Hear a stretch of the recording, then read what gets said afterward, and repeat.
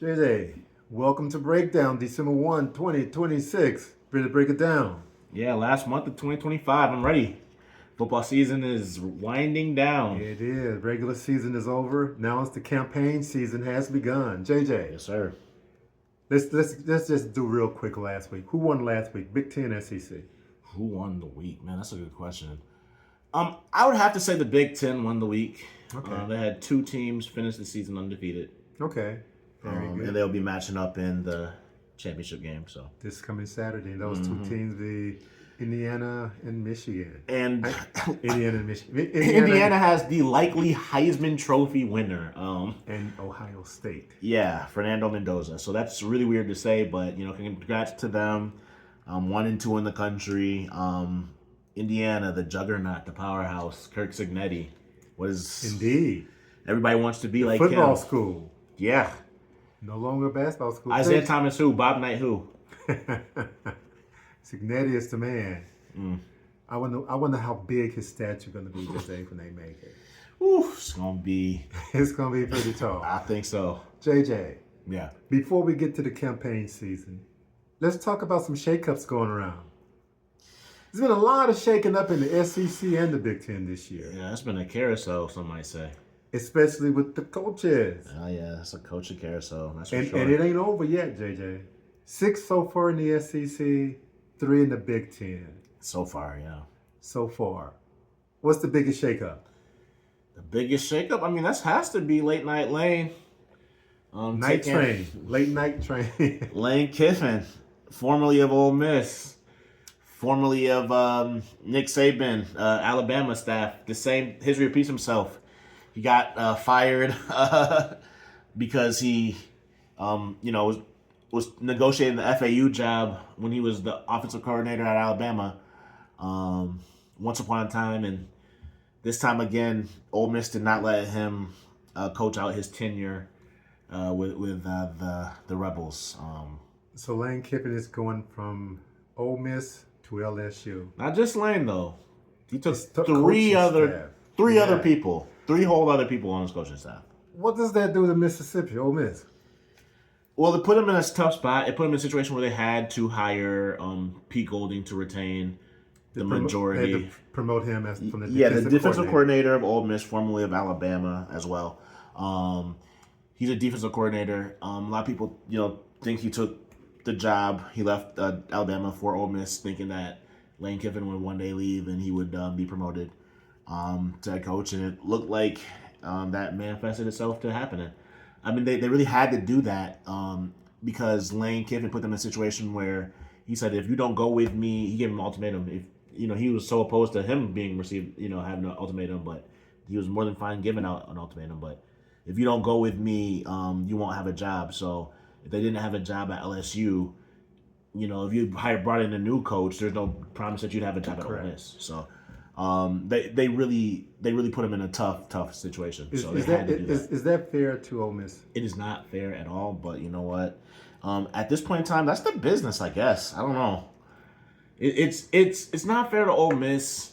But if you're LSU, I wouldn't care. I would just look at it like, hey, I know they're in the same conference, but I see you as no different than Florida should see Tulane. We're a school where you can win the championship. We've proven that we can win a championship. LSU, Ole Miss has not won a championship in 65 years, and they have not proven that they could do so. So, I mean, winning one, I don't know if it's that much, but I think you can win one. The issue become winning two. You don't think Lane Kiffin could have won a national championship at Ole Miss? I don't know. I think it was getting a little tough to win at Ole Miss. Their high school rankings weren't that great. The transfer portal rankings is, they were fine. They were able to find gems there, but they weren't able to recruit really that well out of high school. Pretty much all of their playmakers they found in the transfer portal. So I think, with that in mind, I think to win at the highest level, you have to win the recruiting. You have to win recruiting at the high school level, and you have to win the transfer portal. That's how Ohio State did it last year. They got Caleb Downs in the transfer portal, but they also got Jeremiah Smith out of high school.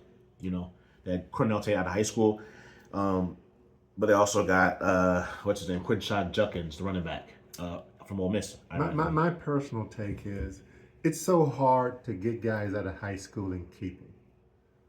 At most places, you're right. And I think that's why he went to a place where I think he thinks you can. But I'll let you finish. Sorry. No, I was making that point because I think the transfer portal is going to help teams more immediately than Lane Kiffin lost 2 regular season games last year and 1 this year. I seemed like he was on a path better and better and better, and who knows what next year could bring.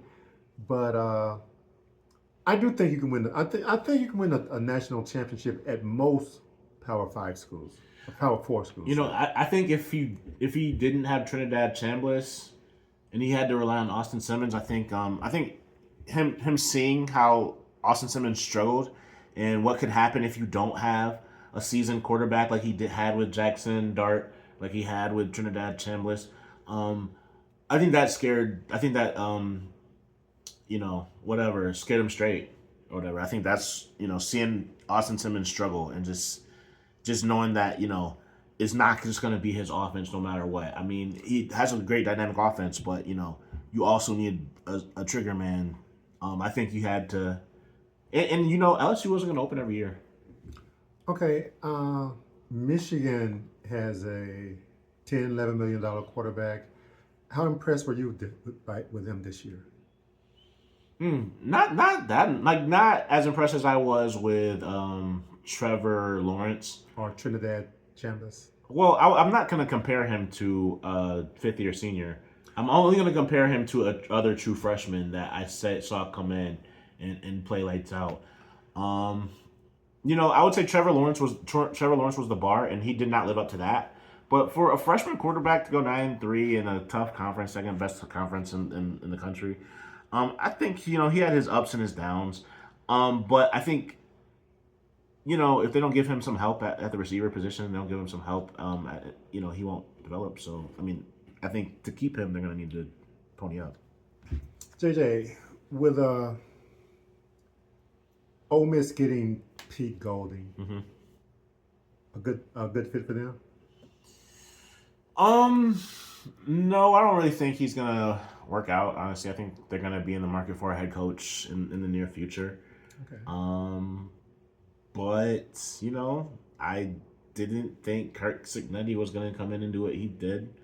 I didn't think Eli Drinkwitz necessarily after 1 year at Appalachian State was gonna go to Missouri and do what he did there. So I am definitely not the foremost authority on being able to project, someone's success or not. But no, I definitely think it was a desperation hire. I mean, I think they were put in a really tough situation. What do you think? They were definitely put in a tough situation. I think they made the smart move for themselves. They're keeping as much continuity as they can on their path to college playoff. Could they pull University of Michigan in 1999? Could they, win the whole thing? Could they pull it off? Well, let me ask you this. What's more important, the head coach or the players? As an entity, I'd say the players. I mean, if you say one player versus one head coach, I probably would take the head coach in most situations. The quarterback might be the only position where, if it was a cornerback versus Lane Kiffin or, a linebacker, I might take the coach. But if it's the entire players, I'm going to take them, yeah. What say you? Well, I like players, but coaches make a difference. This late in the season, after going through 12 games with a head coach, Michigan played without their head coach numerous games when Harbaugh was there. And beat Penn State, beat Ohio State. Yeah, and did that. I will just say this. The team I'm pulling for to win it all this year is Ole Miss. I would have never said that. But now, for some reason, I'm kind of pulling for Ole Miss. I bet you're not the only one. I bet there's a lot of people out there like you. I mean, this is an unprecedented situation where, honestly, the only other thing you can really compare it to is 1989 when Michigan's head coach. Yeah, Bill Freed or whatever. Both said they wanted a Michigan man. Yeah, well, the rumor got out. Like, I don't think he had intentions on leaving. Right. But the rumor got out that he was going to Arizona State. Bo Schembechler asked him if it was true. He didn't lie. Right. And he said, all right, well, you don't get to serve out your notice. A Michigan man will coach Michigan. And they ended up winning it all in basketball. By 1 point over Seton Hall. Okay. Well, maybe shout out Glenn Rice. Maybe Michigan will win the whole thing in basketball again this year. Maybe Pete Golding can do that for Ole Miss. Thursday, the other changes in the SEC. We talked about LSU, Brian Kelly out, Lane Kiffin is in. We talked about Ole Miss, Lane Kiffin out, Pete Golding in. Arkansas, they got rid of Sam Pittman mid-season after Game 5. And did they get their man, JJ? Well, they did not get the man that reporter for the Little Rock women's basketball team said that they got when he reported that Alex Goolish and him had a deal. They ended up getting Ryan. They ended up getting Ryan Silverfield. Ryan Silverfield from Memphis. Yeah. Memphis had a better record than the SEC against the SEC team this year than Arkansas did. Yeah, they won one game. And how many did Arkansas win? Well, Arkansas can't play themselves. If they could, they probably would have lost that one too. So Arkansas didn't win any. Memphis beat Arkansas earlier this year. Unfortunately, that did happen. They did. An upgrade, JJ, for Arkansas? Over Sam Pittman, probably. But I mean, is he going to do what Arkansas fans want? I mean, what do Arkansas fans want? I mean, I'm gonna tell you what the Arkansas fans want. What? They want a new AD. Well, he ain't gonna do that. He ain't gonna bring it. I mean, he's not gonna influence whether Hunter Yurchek will be the athletic director or not. But I do think I do think Hunter Yurchek sees the writing on the wall. I do think that he kind of similar to his predecessor before him, who became the Kansas AD. I think he's gonna pivot out of Arkansas. I think people can see that he's a competent, but this hire is not the one that the fans wanted. It's not the one that the fans wanted. It's the not. basketball hire is not. I mean that didn't have much to do with Hunter Yurchek. Exactly. That was all a relationship between the Tyson Chicken people and the coach. Yeah. So I mean, you can't say and Dave Van Horn's been here forever, so he's been here way before Hunter Yurchek. So you can't really give him a lot of credit for too much of the success that we've seen. He's even before this coaching hire, he was not that well liked he's kind of like Brian Kelly at LSU. The LSU fans, they were not big on Kelly even before the season started. Yeah, no, he is the new chair of the college football playoff. I think he's respected. Hunter Yurchek. Hunter Yurchek. I think he is respected amongst his peers. Right. I think that is a lot truer than he is liked amongst his constituents. True, and I think Brian Kelly is too. Brian Kelly, his record was decent. He was 5-3 when they let him go this year. Yeah. So it's not that he's not a good coach, or it's just that his fan base had turned on him. Yeah, I mean, I think they were a little impatient. Just the precedent that the other three coaches before him had left. But also I think he was just such a abrasive figure to deal with. I think that they were just more than ready to just get rid of him on that stand. JJ, Auburn got rid of Hugh Freeze mid-season. They're picking up Alex Golich. What's your take on that? Yeah, Alex Golich. He was gonna go to Arkansas, was he not? That would have been his backup plan, possibly. I don't think he ever had that as a primary objective. What do you think about Auburn and Alex? Man, he gets a lot of credit. He's credited with finding Cam Ward at Incarnate Word. Okay, wait a minute. Who gets a lot of credit? You say he gets a lot of credit. Alex Golich. Okay, go ahead. He gets a lot of credit for finding Cam Ward at Incarnate Word, then finding John Mateer. Who's now in Oklahoma. Now at Oklahoma. He was the people credit him with developing Hendon Hooker at Tennessee. He was the OC when Tennessee was running the variation of Lane Kiffin's offense, ironically. Okay. Everybody runs a variation of it though. So he gets a lot of credit for being the QB whisperer. We'll see if it's true. I mean, he almost beat Alabama a couple of times. Didn't quite get over the hump either time. But he did beat Alabama when he was at Tennessee. we'll see. He's supposed to be a great offensive mind. We'll see. Florida got rid of Billy Napier early in the year, and now they have John Summerall, home run hire from Tulane. Not if you hear Florida fans. The only fan base that didn't like their coaching hire more than Arkansas is probably Florida's. I'd have to say. Florida wanted Lane Kiffin. They absolutely did want Lane Kiffin, and Lane Kiffin was definitely considering Florida. I think he might have went to Florida over LSU had Florida not decided that they were going to hire a GM. And they said, we'll let Lane pick between 6 different candidates. But, I think Lane Kiffin thought of himself in a position where he's not in a situation where he's going to have to, defer to one of, a GM. Like, he thought he was in a situation where he could pick the GM, which he is in that he's in that very situation.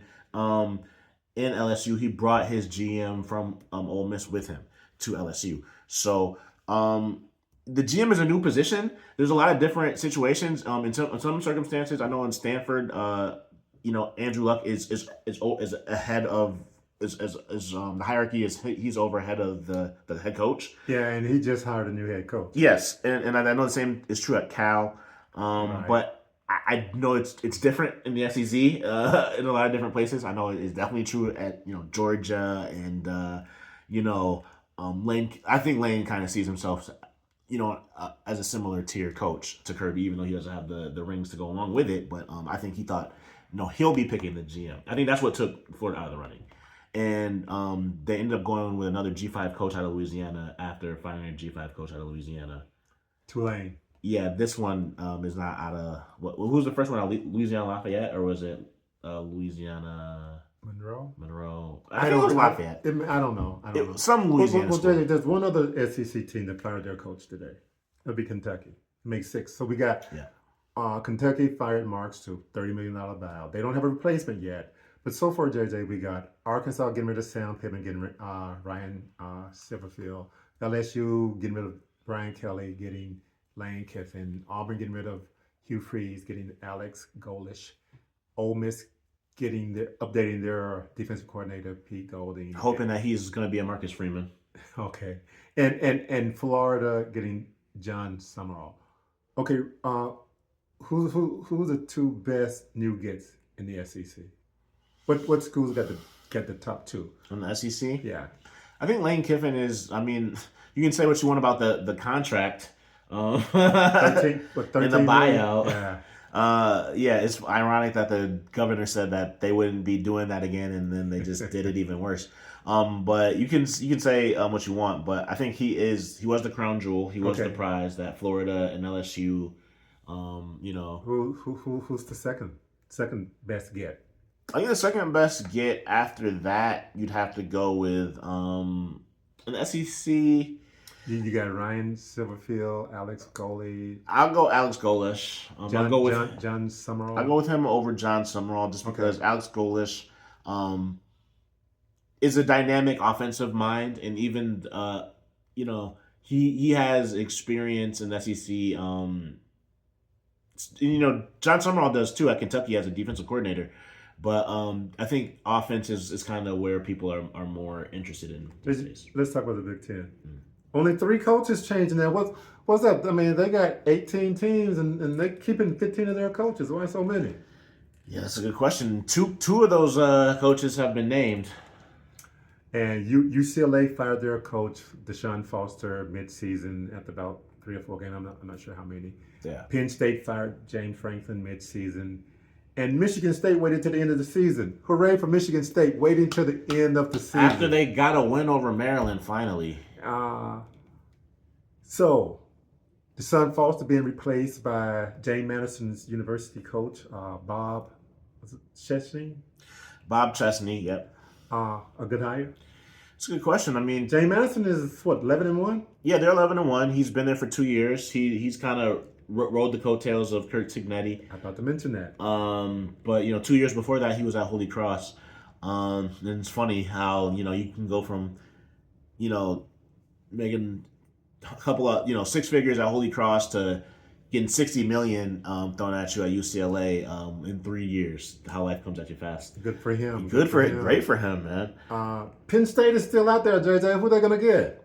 Well, there's rumors, there's chitter chatter that they've been talking to a couple of different guys. One guy down in Knoxville, another guy down in Provo. You know, the early signing period is this month. We're in December now. They better get on their P's and Q's and get them a coach. Yes or no?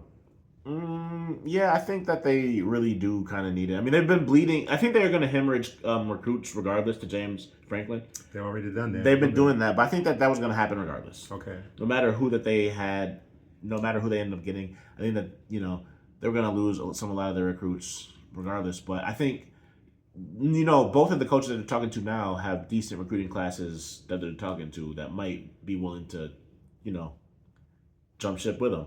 Okay. JJ, Michigan State. Jonathan Smith. They gave him 2 years at Michigan State. And to reference, we were talking about Josh Heupel in Tennessee and Kalani Sitake potential at BYU. Penn State. Those were the coaches that we were referencing. What are the odds that Josh Heupel would actually leave Tennessee, or that even Penn State would actually want him? I think the odds are decent that they would want him. I mean, I think I think offense is where is the way that they're gonna go. Can Tennessee not compete with Penn State? Tennessee, I think that they could probably compete with Penn State. They won a championship more recently in '98, and they. Would that be an upgrade if Heupel left Tennessee to go to Penn State? It might not be an upgrade, but it's a reset. Okay. I mean, at the end of the day, you don't have to. I mean, Tennessee's not making the playoff this year, and in some ways they're forgiving. I think Joey Aguilar, quarterback. The guy that they basically did trade, Nico. Traded quarterback for UCLA. Yeah, and I think he has shown himself to be slightly worse than Nico. So I think I would say equal, but okay, it's different opinions. Yeah, I think you put them in different situations. I think Nico would be doing a lot better. Okay. But so I think they're a little bit forgiving of this season, but I think that I think he hasn't shown the most amount of success. Okay. He's beaten Alabama once. He's went to the college playoff once. They got blown out. I mean, they did. It was the national champions that they lost to, but I don't know. I could see him wanting to jump ship. Okay. What say you? The SEC or the Big Ten? Which path is easier to the playoff? Oh, obviously the Big Ten is easier. Okay, so Penn State. I mean, is that a job that you'd be willing to leave Tennessee for if you were Josh Heupel? I don't know. I think it's a lateral. Personally, I don't think I would go. I mean, where did he? And it's yet to be before he was at Tennessee. He was at UCF. That's SEC country. Where did he go to school? Oklahoma. That's SEC country now too. Yeah. He might not have any ties whatsoever to Happy Valley, Pennsylvania, for all we know. Okay. JJ, did Michigan State getting Pat Fitzgerald, former Northwestern coach who got fired there because of some hazing stuff? Got fired for cause, ended up suing them, and ended up made a settlement. Yeah, they settled. Well, yeah, I guess they settled it. So he didn't technically win the lawsuit, but he settled it. So a good hire for Michigan State? I think it's not a good hire. Tell me why. Because I think it's a good hire. I think it's a great hire. Tell me why you don't think it's a good hire. I think it's because of his record. As a coach? Yeah, the last 5 years. At Northwestern, before NIL and all, I thought he had Northwestern contending in the Big Ten. Okay, well, that was a different era. I mean, he hasn't coached since 22, but he had one really great year where he had like 9 wins in the COVID year. But I mean, that was sandwiched around 3 and 9 years, and his final year he went 1-11. I just think Northwestern's a very tough school because the transfer portal. It's really hard to get transfers in Northwestern. It's beginning to get easier, I think, especially with the new facility they got. Well, I'm sure that Big Ten went to Northwestern and was like, "You're gonna have to make it easier because they upgrade their facility. They're not going to be competitive. They got the money. Yeah, they do have the money, and I think they want to compete. They want to play the ball a little bit, but they were similar to Stanford, where it was just impossible to get transfers. Unless you pay them the money. Money talks, JJ. So transfers were just going out. No, they couldn't get in because of academic eligibility. That's true. That's what I was talking true. about. That's I wasn't true. even talking about the money. No, like But JJ, they were not ready for the transfer portal era. their academic standards getting in for athletes, is it better? Is it more stringent than Notre Dame? I'm not sure. I know Notre Dame was. I think that they were more prepared for the transfer portal. Their entries requirement is pretty strict. I doubt that. Well, I mean, also they have a different pool of candidates available to them. Okay. Northwestern does than Notre Dame. I don't know if they're necessarily the best comparison because they're not going to be competing for the same player almost ever. I don't know about that. Okay. I don't know about that. Well, JJ, let's move on. Let's talk about some games from last week, and then if we have enough time, I want to talk about the potential teams in and out of the playoff because we mentioned the campaign season has started. okay, let's talk about it. Can we talk about Michigan, Ohio State? Okay, let's talk about it. Ohio State had no choice but to win last week, and they ended up winning. I mean, they looked really good against Michigan. They started out slowly. They did not allow a touchdown in the game. They're the best team in the country. Yeah, that was the 11th straight game that they've beaten their opponent by 15 points or more. Yeah, I mean, I think that they're definitely the best. They look like the best team in the country. I think Vegas, give them at least a field goal advantage over every other team in the country. So, yeah. Was that their best win this year? Their best win this year. And Ohio State. No, I would say Texas was probably their best win this year. Texas has beaten three. I mean, Texas beat Oklahoma. They beat Texas A&M. Who else did Texas beat? They beat somebody else that was good. Oklahoma. They beat. Did they beat Alabama? Or No. Who did they beat? They didn't beat Georgia. Who did Texas beat? Texas, they beat Oklahoma. Yeah, and Vandy, Georgia. They lost to Georgia, but Vandy. they beat Vandy. Vandy's like a top 15 team. That's a good win. Okay, I agree. It's a good win. I mean, that's a better win than Michigan has. I agree with that too. So I would say beating Texas is a better win. Okay.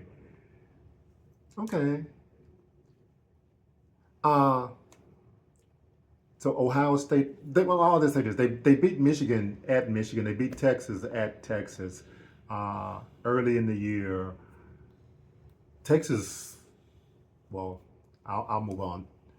Texas has been campaigning so hard to make the playoff. Vandy has been campaigning so hard to make the playoff. The campaigning season, JJ, I can't stand it sometimes, man.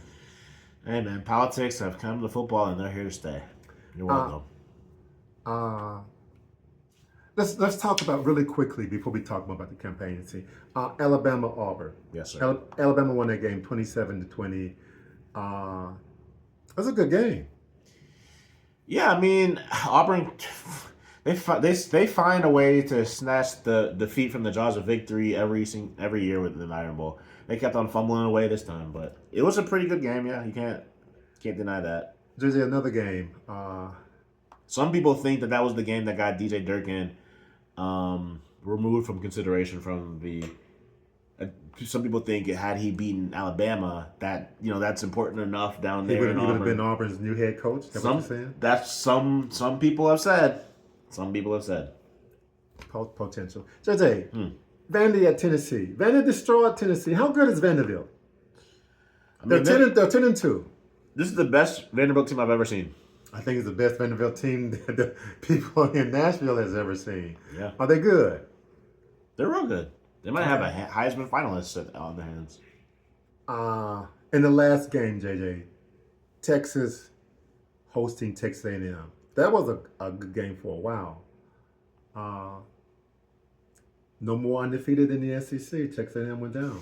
Yeah, they were the last man standing in Texas A&M. Yeah, they lost to their rivals again. I mean, they're still playoff bound, but now their path gets a little bit murkier. Let's talk about the championship games. Okay. The Big Ten and the SEC. The Big Ten is the game that everybody's been waiting for forever. It's finally going to happen this Saturday. Indiana and Ohio State playing in Indianapolis. How you like that game? Number 1 versus number 2. I mean, it's a great. I mean, when's the last time the Big Ten has had the number 1 team in the country play the number 2 team in the country this late in the season? Michigan, Ohio State. 2006. Was that the last time? I'm asking you. I mean, I know that was a 1 versus 2. I think it probably occurred even fewer years than that, but I'm not sure, so I can't say. But will it be competitive? Ohio State is a 4.5 point favorite, JJ. Vegas thinks it'll be competitive on a neutral field. That's that's what I would have about expected. I think a lot of people will be taking Ohio State to cover, but if Fernando Mendoza is, the Heisman, that everybody says he is, maybe he lifts up. Maybe he lifts them up. What say you? You know what? Until Indiana loses, I'm going to pick them to win. Oh, yeah, I'm not picking against Indiana. You can pick against Signetti. I'm not. Okay, JJ, let's go to the SEC. All right. Alabama and Georgia in Atlanta. The rematch. I've been told that Georgia has an Alabama problem. However, Georgia is a 2.5 point favorite in this game. Does Georgia have an Alabama problem? Because they've lost to Alabama, the last 2 times? Yeah, they lost last 2 times, and they've won, 1 to the last 8 times. The one was in the championship game, yeah. Right? So does... And that was in the championship game in which Alabama's 3 best wide receivers were hurt. You agree with Vegas? Georgia, 2.5 point favorite? I mean, Georgia, it's not a home game, but it is in Atlanta. Yeah. It is in Atlanta. It's just like a home game. So, I mean, you would think that would give them the 2.5 point favorites. Otherwise, I think it would be even. Yeah, I mean, I think if they can get pressure on Ty Simpson, they can move him from his spot, make him, try to get to his 3rd or 4th receiver. They have a chance. If they can't get pressure on Ty Simpson, they're going to get carved up. I think, that's pretty much what's going to happen. I don't believe in Georgia. I don't believe in Stockton. But, they keep winning. So, like it or not, they're the inconvenient truth. Okay. JJ, give me... we're going to get out here in a few minutes, but give me 2 lost teams that don't deserve to make the playoff. I'm going to name Virginia. They can be playing in a thing, though. Virginia, Vanderbilt, Utah, Miami, Alabama, Notre Dame, Oklahoma. Give me 2 of those teams that don't deserve to make the playoff. And I repeat. I start at the bottom. Virginia. I mean, I'm going to go with Utah and Notre Dame. What about Texas at 9-3? Do they deserve to make the playoff? No. Okay. I'm going to agree with you on all accounts. JJ. Okay. WPS. We'll pick 2. They only lost 10 in a row, JJ. They only lost 10 in a row. Go get them, Hogs. Hey, who they? My Bengals got the Ravens. We out of here. Till next week. WPS.